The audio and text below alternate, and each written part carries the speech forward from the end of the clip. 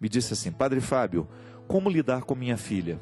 Ela está muito rebelde, não me obedece e já chegou até me agredir. Eu não sei mais o que fazer. Engraçado, essa semana eu estava conversando com uma pessoa, também mãe, e ela estava falando do mesmo assunto. Ela estava dizendo que está vivendo um problema tão sério com o filho que o filho já chegou a agredir o pai. Imagina, um rapaz de 14 anos agrediu o pai em determinado momento de discussão. E eu fico, assim, às vezes muito intrigado com isso, minha gente, porque isso tem sido muito comum, né? A violência dos nossos jovens. As pessoas estão resolvendo os seus problemas emocionais através da agressividade. É interessante porque nós temos duas formas de viver o nosso afeto. Ou nós vivemos manifestando através do carinho, ou nós manifestamos através da agressão. São duas formas de viver a afetividade. A psicologia nos ensina que o impulso na fonte é o mesmo, tanto para amar quanto para odiar. É o mesmo impulso que nos faz amar e que nos faz odiar. Só que há um momento em que este impulso ganha corpo, ele ganha forma. Ele vai ser manifestado através de carinho ou ele vai ser manifestado através de agressividade. Mas o que é interessante é que às vezes, minha gente, o motivo da agressão e o motivo do carinho é o mesmo. Eu tenho ficado muito preocupado com a maneira como as nossas crianças estão sendo cuidadas. Por causa das mudanças que houveram no mundo e é até bom, a gente sabe que foi tudo muito bom, o que tem acontecido para as mulheres, as possibilidades de trabalho, as possibilidades de entrarem dentro do mercado e disputarem de igual para igual, eu acho que tem que ser assim mesmo. A mulher tem competências maravilhosas que não podem ser aprisionadas dentro de casa. Mas por outro lado, há uma competência da mulher que fica prejudicada no momento em que ela está fora do seu ambiente familiar, porque ela precisa trabalhar, que é justamente a competência de nos ajudar a viver com os nossos afetos. Eu sei que o homem é importante dentro do processo da construção da família, mas nós sabemos por experiência própria, isso ninguém precisou nos ensinar, a gente descobriu isso, que a mãe, ela tem uma presença muito forte dentro da nossa casa. E eu já cheguei à conclusão de que a mãe é que nos ajuda a equilibrar a fragilidade e a força. Essas duas pulsões que nós temos e que são naturais na nossa vida, da gente se sentir forte, da gente se sentir fraco.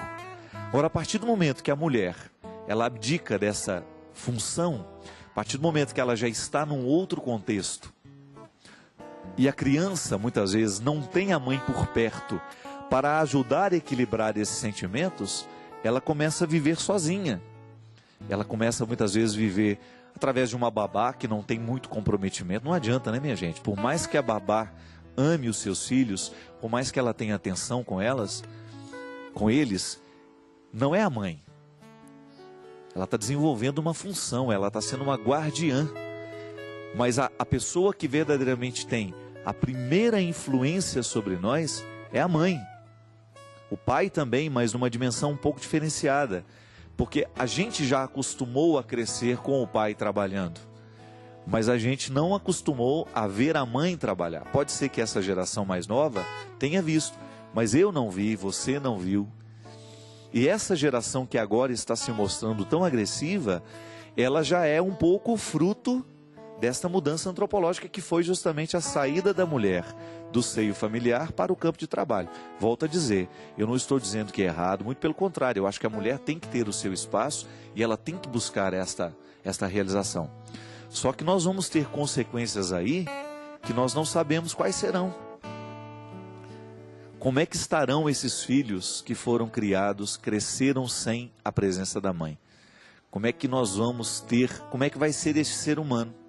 Ele ainda não cresceu, ele ainda não deu o seu testemunho, porque isso é cedo, né? Essa mudança foi da década de 60, 70 para cá. Então nós precisamos agora, de alguma maneira, reequilibrar esta ausência. Como eu não sei, é você que é mãe que vai ter que buscar os seus caminhos de ser presente na vida do seu filho, de ajudá-lo a equilibrar esses afetos. Uma pessoa, às vezes, quando ela é agressiva, pode ser que ela esteja buscando chamar a atenção. E na maioria das vezes é assim, né? Quando você tem um processo de agressividade muito grande. Isso é muito comum nas escolas. O aluno mais agressivo dentro da sala de aula, geralmente é o aluno que está passando por problemas familiares.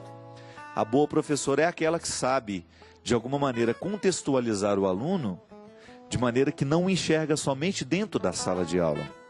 Sabe que aquele garoto tem uma família, que aquele garoto tem uma história pessoal de vida, e se interessa, de repente, por procurar saber um pouquinho. Às vezes nem é dentro da sala de aula que ela vai conseguir o resultado. Às vezes na hora que termina a aula, de repente pega no corredor, bate um papinho, sem aquele peso de ser professora, né? Mas de repente uma palavra, uma pergunta, tá tudo bem com você? E às vezes, eu fui professor e eu sei disso, olha que eu dava aula para marmanjo, né? Não dava aula para criança. Mas era impressionante o quanto que era possível a gente perceber a postura do aluno dentro da sala de aula nos revela. Eu ali no caso, eu era professor de teologia, era rapazes que já eram quase padres. Quantas vezes eu percebia que o aluno às vezes estava longe, um dia, 2 dias, dentro da sala, no processo da aula, você percebia que ele estava distante. E às vezes no intervalo de aula, uma pergunta simples que você faz, e aí, tá tudo bem? A pergunta parece que desarma o outro, né? E aí você percebe que não está tudo bem. Muitas vezes é uma falta de equilíbrio da própria vida. Então, o que eu percebo dentro da sala de aula é uma consequência, não é ali. Aquela pessoa não é aquilo que eu estou vendo, ela é muito mais. E às vezes essa agressividade, minha filha, você que enfrenta isso com seu filho, essa agressividade ela é uma consequência, ela não é a causa. O grande problema, nós muitas vezes não resolvemos o problema dos filhos, é que a gente trata a agressividade como causa, não é. A agressividade já é um efeito. E a regra nos explica, né? Todo efeito tem uma causa. Não adianta você querer tratar uma febre dando antitérmico só. É preciso descobrir a causa da febre. Se há uma febre é porque existe um processo infeccioso. Se existe uma infecção, então existe uma bactéria causando aquela infecção. Até para saber o tipo de infecção, você tem que detectar muitas vezes a bactéria. Às vezes a gente não consegue resolver, os médicos não conseguem resolver a infecção até detectar a bactéria específica. A nossa vida afetiva é a mesma coisa, minha gente. Digamos que a febre é essa agressividade, é o que a gente consegue sentir, é o que a gente consegue ver. Mas o que está causando a agressividade é um processo interior que a gente só vai chegar ao conhecimento através de muitas perguntas, através de muito olho no olho. Filho, você tem que olhar nos olhos. Não adianta você querer repreender a agressividade dele hoje, se você não tem disposição de olhar nos olhos e identificar a razão da agressividade. Não é por acaso que a pessoa fica agressiva. Há alguma coisa que está causando tudo isso. E a boa educação, o processo, tanto na escola quanto dentro de casa, minha gente, a boa educação é aquela que está pautada na investigação. Não tem como você conhecer o outro sem investigar. É tão triste, né? Que às vezes a mulher, para saber quem é o marido e o que ele está fazendo, ela tem que contratar um detetive para ir atrás dele, não é assim? Para investigar a vida dele. Não estou falando dessa investigação. Se precisa dessa investigação é porque a coisa já está feia. Eu estou falando investigação que o amor proporciona. Quando você tem a oportunidade de ficar olhando para o outro, às vezes a gente não tem nem tempo para isso, né? Olhar só, ficar percebendo o outro viver. Você parar na sala e ficar vendo o seu filho, olhar para ele. Os amantes, os apaixonados sabem disso, né? Fica horas e horas olhando para cá do outro. Isso é bonito na vida. Quando você descobre que o amor, ele lhe proporciona a investigação saudável. Não é que você fica querendo virar o outro do avesso, não. É que você começa a querer compreender o mecanismo do outro. Está agressivo? Por que será? Está com a cara brava hoje? Por que será? Então você se interessa pelos motivos que estão dentro do outro. E vou dizer uma coisa, minha gente. As questões mais importantes da nossa vida, a gente não sabe dizer. Muitas vezes a gente está triste, está meio deprimido, está meio desanimado da vida. O outro fala, por que você está assim? A gente não sabe dizer. E é tão penoso às vezes dizer, dá tanto trabalho ter que dizer para o outro o que a gente está sentindo. É muito melhor quando você chora.